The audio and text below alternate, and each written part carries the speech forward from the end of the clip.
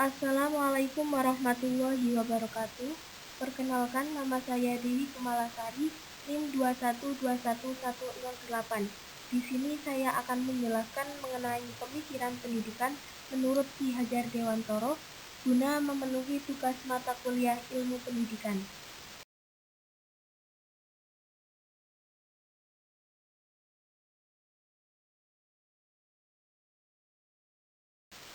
Biografi Ki Hajar Dewantara.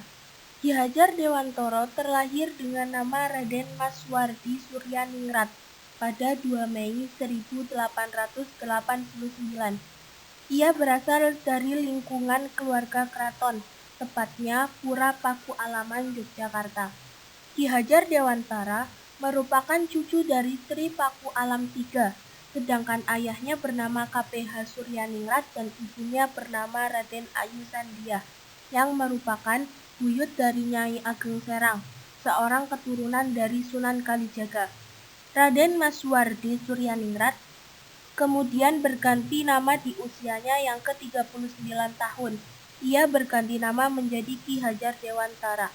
Tanggal 28 November 1959, Ki Hajar Dewantara ditetapkan sebagai pahlawan nasional.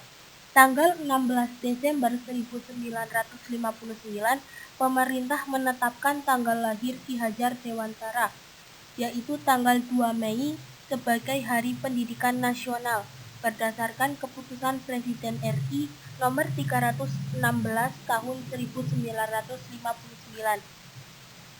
Sebagai tokoh nasional yang dihormati dan disegani baik oleh kawan maupun lawan, Ki Hajar Dewantara sangat kreatif, dinamis, jujur, sederhana, konsisten, konsekuen, dan berani. Wawasan beliau sangat luas dan tidak berhenti berjuang untuk bangsanya hingga akhir hayat. Perjuangan beliau dilandasi dengan rasa ikhlas yang mendalam, disertai rasa pengabdian dan pengorbanan yang tinggi dalam mengantarkan bangsanya ke alam merdeka.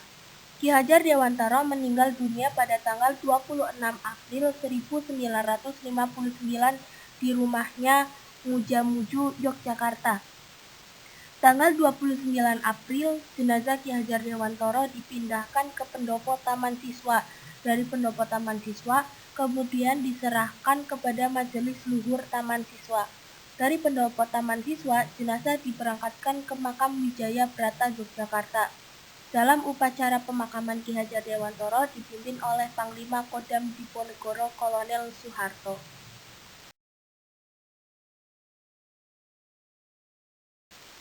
Pendidikan dan pengajaran Ki Hajar Dewantara.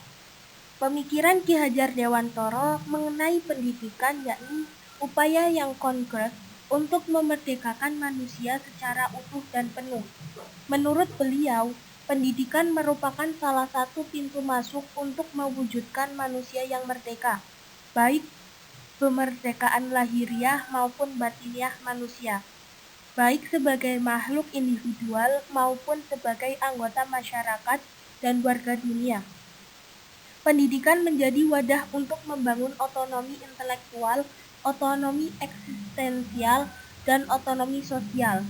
Pendidikan adalah cara untuk sampai pada kesadaran akan pentingnya memiliki otonomi diri. Kemerdekaan badaniah dan batiniah adalah keadaan di mana manusia di Indonesia mampu menegaskan secara serentak otonomi eksistensi dirinya sebagai warga Indonesia dan warga dunia. Pendidikan menghantar seseorang memiliki otonomi diri secara utuh dan penuh dalam wilayah kognisi, afeksi, spiritual, sosial, sehingga eksistensinya mampu berdiri sendiri, tidak tergantung pada orang lain, dan dapat mengatur dirinya sendiri. Manusia yang terdidik mampu menyikapi tuntutan-tuntutan dan tantangan kehidupan dengan sikap yang bijaksana dan bersahaja. Manusia yang merdeka batiniahnya adalah manusia yang bukan hanya pintar secara akal maupun kognitifnya, tetapi juga benar dalam tindakannya. Konsep pendidikan Ki Hajar Dewantara. Pertama, manusia Indonesia yang berbudi pekerti adalah yang memiliki kekuatan batin dan berkarakter. Artinya, pendidikan diarahkan untuk meningkatkan manusia Indonesia yang berdiri teguh pada nilai-nilai kebenaran, sehingga manusia di Indonesia dapat menyadari tanggung jawabnya untuk melakukan apa yang diketahuinya sebagai kebenaran. Ekspresi dari kebenaran ini dapat terlihat dari tutur kata, sikap, dan perbuatannya terhadap lingkungan alam, baik dirinya sendiri dan sesama manusia. Jadi, budi pekerti adalah istilah yang memayungi perkataan, sikap, dan tindakan yang selaras dengan kebenaran ajaran agama, adat istiadat, hukum positif, dan tidak bertentangan dengan nilai-nilai kemanusiaan universal. Kedua, manusia Indonesia yang maju pemikirannya adalah yang cerdas kognisi, yaitu tahu banyak dan banyak tahu, sehingga melalui kecerdasannya itu dapat membebaskan dirinya dari kebodohan dan pembodohan dalam berbagai jenis dan bentuk. Pada masa itu, dari penjajahan yang berupa indoktrinasi, manusia yang maju adalah manusia yang berani berpikir tentang realitas yang membelenggu kebebasannya, kemampuan pemikirannya, serta bisa menjadi oposisi dengan hal-hal yang membodohkannya. Ketiga, manusia yang maju dalam aspek tubuh adalah manusia yang mampu mengendalikan tubuhnya, sehingga dengan tubuh yang maju, pemikiran yang maju, serta budi pekerti yang maju dapat memperoleh dukungan untuk mendeklarasikan kemerdekaan, menjadi manusia yang merdeka, dan memiliki keterampilan untuk mengisi kemerdekaan itu dengan segala pembangunan yang humanis.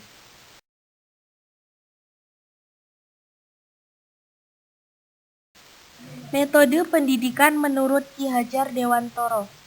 Ki Hajar Dewantoro memang menempuh pendidikan di belahan dunia bagian barat.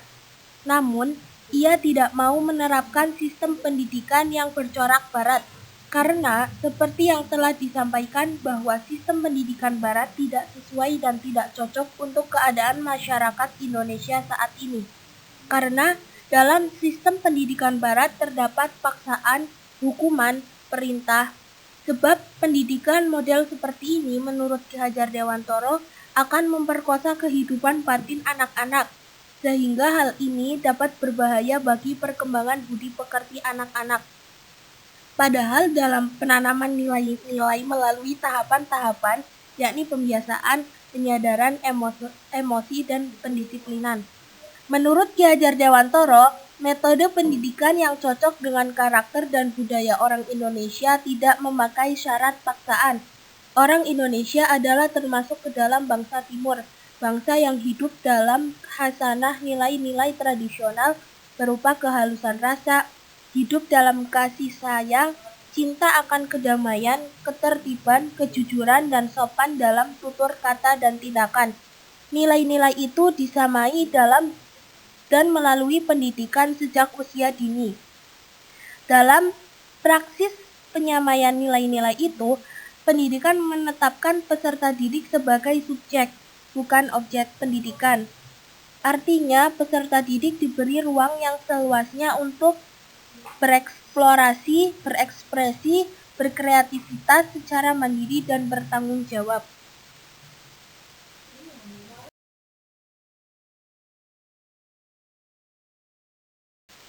Sekian pemaparan dari saya, kurang lebihnya mohon maaf. Wassalamualaikum warahmatullahi wabarakatuh.